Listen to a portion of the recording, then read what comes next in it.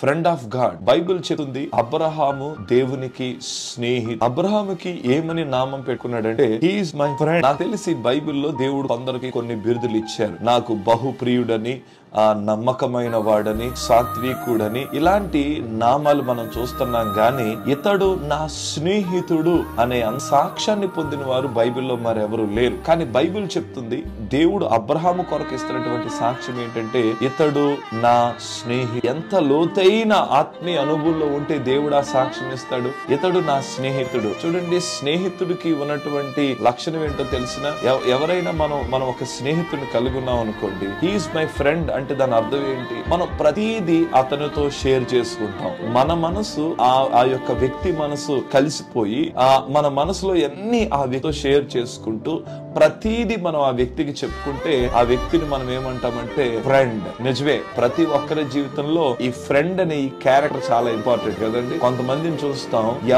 ఎవరితో షేర్ చేసుకోలేని ఇవన్నీ కూడా ఎవరితో షేర్ చేసుకుంటారు చెప్పండి? ఫ్రెండ్, స్నేహితుడితో పంచుకుంటారు కదా.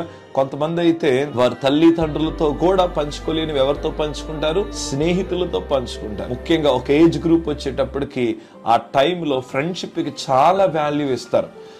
కొంతమంది వారి జీవితంలో ఫ్రెండ్షిప్ ని మీరు చూస్తే వృద్ధాప్యం వరకు కొనసాగించే స్నేహితులు కూడా ఉంటారు. నేను అలాంటి వారిని కూడా ఎరుగుదును. మాట, అబ్రహాము నా స్నేహితుడు, హీ ఈస్ మై ఫ్రెండ్, అతడు నా స్నేహితుడు. ఎందుకు అబ్రహాముకి దేవునికి ఇంత డీప్ కనెక్షన్? అబ్రహాము దేవుడితో ఇంత లోతైనటువంటి ఆ కనెక్షన్ ని కలిగి ఎలా ఉన్నాడు అంటే, మొట్టమొదటిగా అబ్రహాములో మనకు కనిపిస్తుంది ఏంటంటే అతడు దేవుని యందు నమ్మిక ఉంచాడు. హల్లెలూయా.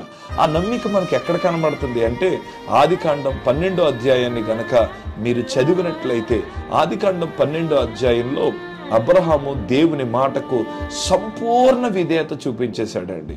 అక్కడ రాయబడిన మాట, నీ బంధువులింటిని, నీ దేశమును, నీ స్వదేశమును విడిచి నేను నీతో చెప్పు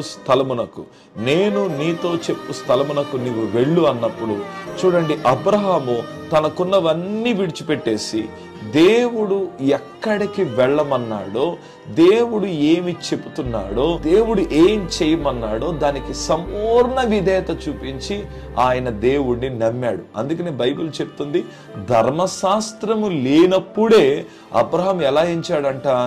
నీతిమంతుడిగా ఎంచబడ్డాడంట. ఎందుకని? మరి ధర్మశాస్త్రం లేకుండా ఆయన ఎలా నీతిమంతుడు అయ్యాడు అంటే బైబిల్ ఒకటే చెప్తుంది, అబ్రహాము దేవుణ్ణి నమ్మెను, అది అతన్ని ఎలా మార్చెను? నీతిగా ఎంచెను. నిజమే, అబ్రహాము అంత డీప్ కనెక్షన్ లోనికి ఎలా వచ్చాడు అంటే గనక అతడు దేవుని నమ్మాడు. రెండవది, దేవుని చిత్తానికి సంపూర్ణ విధేయత